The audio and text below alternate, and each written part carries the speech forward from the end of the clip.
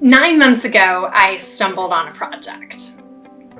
It was early in the pandemic, right when schools were going to remote learning, and there was a lot of talk about the double threat of inequity, how inequity already existed and the pandemic was making it worse.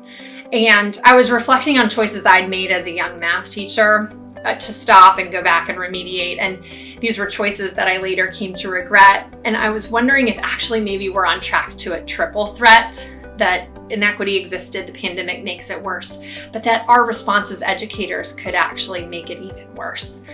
And I desperately wanted to know what we could hold on to. What do we know? So I called a number of thoughtful researchers, practitioners, leaders, some of my heroes in education, and I asked 3 questions. 1, tell a story about your journey as a learner and what that teaches you about learning. 2, from your research and leadership, what do we know works? And 3, what should we avoid? What has been tried and ruled out? And these questions led to such life-giving conversations during a stressful time.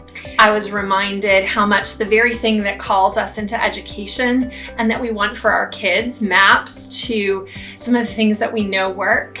And I was reminded that there is no single solution, but it is complex work, but some of the sort of truths that we know and we can lean on are more relevant than ever.